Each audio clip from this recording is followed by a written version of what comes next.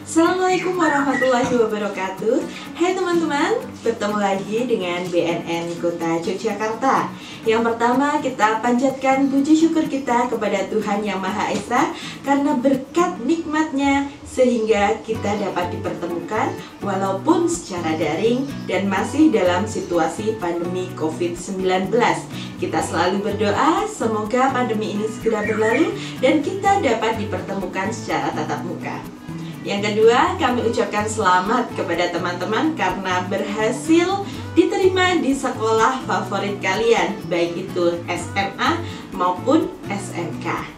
Nah, teman-teman, di sini kami dari BNN Kota Yogyakarta akan berbagi dengan kalian kaitannya dengan narkoba. Seperti apa? Apa yang akan kita bahas? Yang pertama, latar belakang dulu. Kenapa kami perlu untuk menginformasikan tentang bahaya narkoba kepada teman-teman semua? Kita tahu sendiri bahwa pada saat ini Indonesia sedang berada dalam kondisi darurat narkoba. Kenapa Indonesia darurat narkoba? Karena letak posisi Indonesia itu sendiri. Indonesia merupakan negara kepulauan sehingga banyak celah atau jalur tikus yang bisa dimanfaatkan oleh para sindikat di luar sana untuk mengedarkan narkoba di Indonesia. Untuk Yogyakarta sendiri, teman-teman, berdasarkan survei dari BNN yang dirilis tahun 2020, Jogja atau DIY berada di peringkat nomor 5 dari seluruh Indonesia dengan total prevalensi sebesar 2,3% atau 2,3% dari penduduk DIY itu pernah menggunakan narkoba.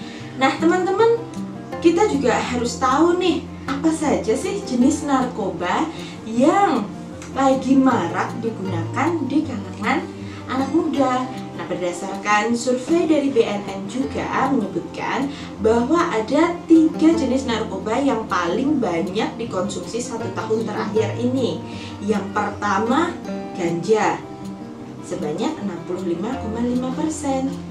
Dan yang kedua, sabu 38%, dan yang terakhir adalah ekstasi 18%. Perlu teman-teman tahu ya bahwa ganja itu di Indonesia masih ilegal. Ganja masih termasuk dalam narkotika golongan 1. Jadi dilarang untuk dikonsumsi. Tadi Malu sudah menyebutkan bahwa DIY berada di posisi kelima dalam penyalahgunaan narkoba se-Indonesia. Mengapa nih DIY rawan? Karena yang pertama kita tahu kota pendidikan, kota wisata, banyak kampung turisnya, terus memiliki banyak hotel, kos, pondokan, kontrakan yang itu tidak ada induk semangnya atau tidak ada penjaganya. Selain itu, DIY juga memiliki 3,84 juta jiwa penduduk dan di DIY terdapat 29.132 orang penduduk pernah menyalahgunakan narkoba dengan jumlah penyalahguna laki-laki 28.127 orang dan perempuan 1.005 orang. Nah, setelah kalian tahu latar belakang penyalahgunaan narkoba di Indonesia maupun di Yogyakarta, sekarang kita masuk dalam pembahasan apa itu narkoba. Nah, teman-teman, narkoba itu berasal dari 3 kata. Nar untuk narkotika, ko untuk psikotropika, dan ba untuk bahan adiktif. Narkotika merupakan zat atau obat, baik itu dari tanaman maupun bukan tanaman, yang sintetis maupun semi-sintetis, yang dapat menyebabkan penurunan terhadap perubahan kesadaran, hilangnya rasa, mengurangi sampai menghilangkan rasa nyeri, dan menimbulkan ketergantungan. Nah, narkotika sendiri dibagi dalam 3 golongan, teman-teman. Ada golongan 1, 2, dan 3. Golongan 1 itu tidak digunakan dalam pengobatan. Dia hanya digunakan untuk penelitian saja. Contohnya adalah ganja, ada sabu, ada ekstasi, ada psilocybina atau jamur teletong sapi. Nah, gitu ya teman-teman. Yang kedua atau narkotika golongan kedua adalah narkotika yang bisa digunakan untuk pengobatan tapi sangat terbatas. contohnya adalah morfin, fentanyl, dan petidin. Untuk golongan ketiga, dia bisa digunakan dalam pengobatan dan memiliki resiko ketergantungan yang cukup rendah dibandingkan golongan sebelumnya. Contohnya CB13, kodein, dan buprenorfin. Di layar nanti kalian dapat melihat bahwa terdapat beberapa jenis narkoba atau narkotika. Ini teman-teman, kalian juga bisa lihat bahwa efek narkoba atau narkotika itu ternyata tidak main-main.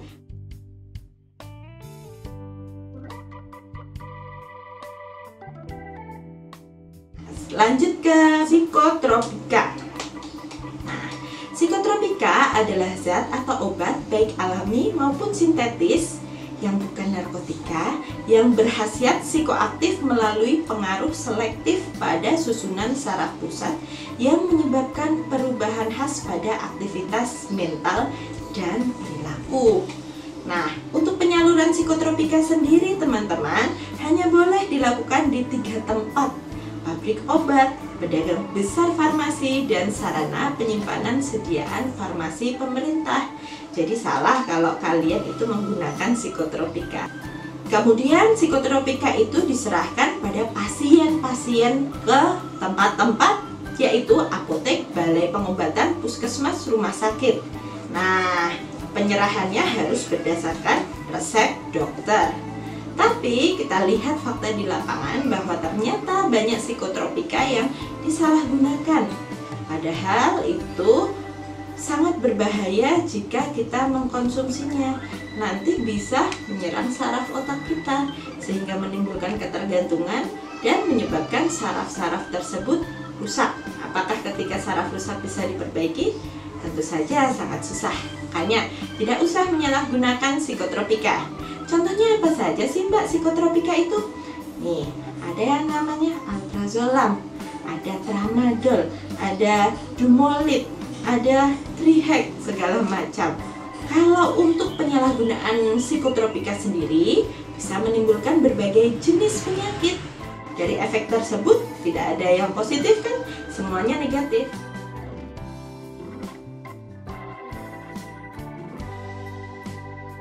Dan teman-teman laporkan segala tindak penyalahgunaan psikotropika. Kalau kalian tahu ada teman kalian menyalahgunakan obat-obat yang Mbak Lulu sebutkan tadi, segera melapor. Jika tidak melapor, ada nih ancaman pidananya 1 tahun dan denda maksimal 20 juta rupiah. Kalau kalian melapor, nggak usah khawatir karena identitas itu dirahasiakan dan tidak diancam apa-apa. Nah, yang terakhir dari narkoba adalah bahan adiktif. Bahan adiktif adalah bahan bukan narkotika atau bukan psikotropika yang penggunaannya dapat menimbulkan ketergantungan juga. Contohnya apa? Miras atau minuman keras, minuman beralkohol yang mengandung etanol. Nah, etanol sendiri merupakan zat psikoaktif yang bisa menurunkan kesadaran kita. Nah, alkohol dihasilkan dari proses fermentasi dan penyulingan. Ada alkohol golongan A, B, dan C. Dan kemudian ada dampak alkohol bagi tubuh kita. Yang pertama, alkohol menyebabkan kerusakan organ dalam tubuh seperti lambung, usus, dan hati. Dan alkohol juga menyebabkan kerusakan bagi otak. Selain alkohol, yang namanya bahan adiktif tadi adalah rokok. Nih yang sering kalian lihat. Ternyata rokok itu dalam sebatang rokoknya ada 4000 senyawa kimia, 400 zat yang berbahaya, dan 43 zat karsinogen atau zat yang menyebabkan kanker. 3 zat yang berbahaya dalam rokok itu meliputi tar. Tar itu menyebabkan batuk dan sesak nafas. Kemudian nikotin menyebabkan tekanan darah meningkat dan jantung berdebar. Karbon monoksida berpengaruh negatif terhadap pernafasan dan pembuluh darah. Nah, selain rokok yang konvensional tadi, sekarang ini ternyata marak rokok elektrik atau vapor. Itu berbahaya atau tidak sih Mbak?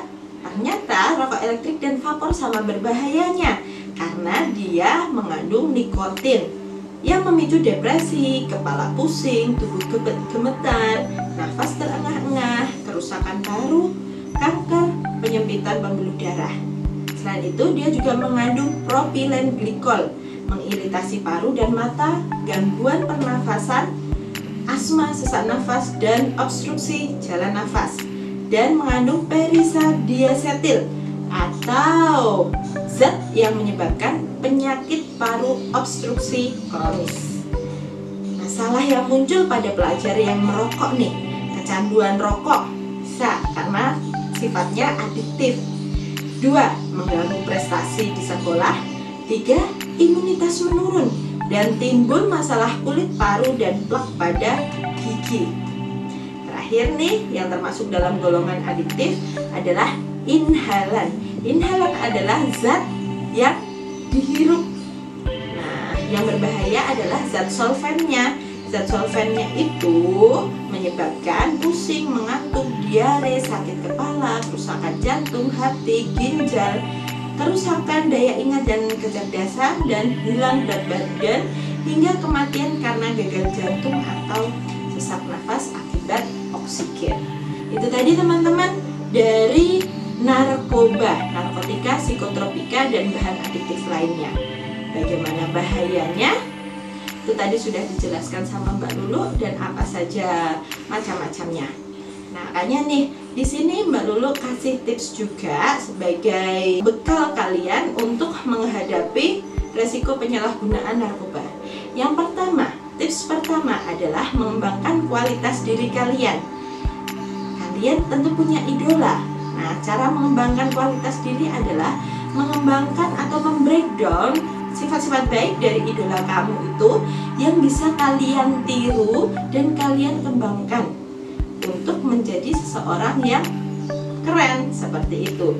Misalnya, adil, bersahabat, membantu, jujur, dapat diandalkan, setia, baik, dan lain sebagainya. Yang kedua adalah mampu mengelola atau mengendalikan stres kalian. Stres itu apa sih? Stres adalah keadaan yang membuat seseorang merasa tertekan sehingga dia merasa tidak nyaman. Penyebab stres ada macam-macam. Ada dari rumah, stres dari rumah. Ada stres yang timbul dari sekolah maupun stres dari tempat yang lainnya. Terus bagaimana ya saya tahu kalau saya itu sedang stres? Ada nih tanda stres, sakit kepala, tangan berkeringat, sakit perut, dan sebagainya. Nah, itu masing-masing tanda stres itu berbeda tiap orang.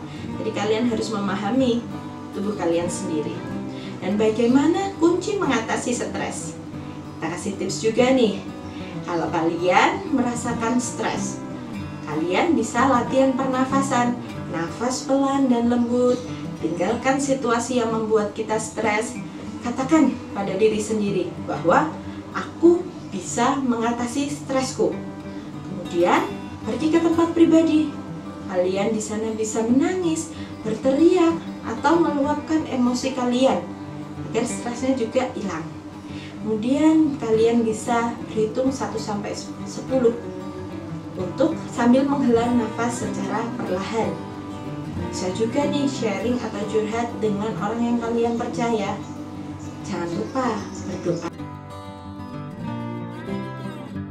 Nah, teman-teman harus ingat tuh, kalau keren itu adalah menjadi diri sendiri dan melakukan hal yang bermanfaat bagi orang lain dan lingkungan sekitar.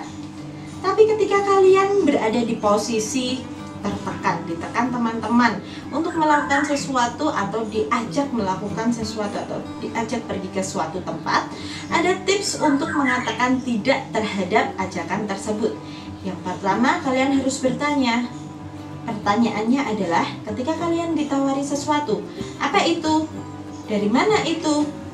Kemudian, ketika kalian diajak untuk berkumpul, kalian harus tanya, di mana?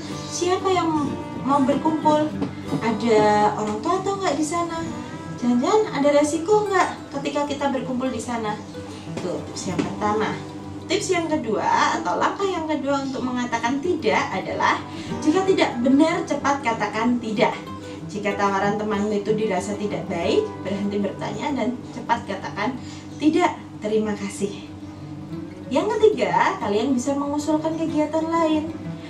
Daripada melakukan itu, yuk kita ngaji aja, yuk kita pergi ke perpustakaan aja, atau kegiatan lain yang lebih mengasihkan, tapi tidak berbahaya dan tidak menimbulkan resiko. Tapi kalau teman kalian itu tetap kekeh untuk mengajak kalian melakukan sesuatu yang negatif tadi, ya udah, pergi saja, tinggalkan teman kalian. Tips selanjutnya adalah untuk kalian mencegah penyalahgunaan narkoba, selalu melakukan aktivitas positif, selalu berdoa kepada Tuhan Yang Maha Esa, jagalah kesehatan, jadilah diri sendiri dan jangan mudah terbujuk dari godaan atau rayuan teman. Jadikan keluargamu sebagai teman terbaikmu dan ingat yang tadi, berani menolak ketika diajak untuk menyalahgunakan narkoba. Nah, demikian teman-teman dari kami BNN Kota Yogyakarta. Selalu ingat untuk menerapkan 5M untuk meminimalkan resiko paparan COVID-19. Semoga kita selalu sehat dalam lindungannya dan terapkan pola hidup 100% sadar, sehat, produktif, dan bahagia tanpa narkoba. Demikian dari Mbak Lulu, ada kurang lebihnya Mbak Lulu ucapkan terima kasih. Wassalamualaikum warahmatullahi wabarakatuh.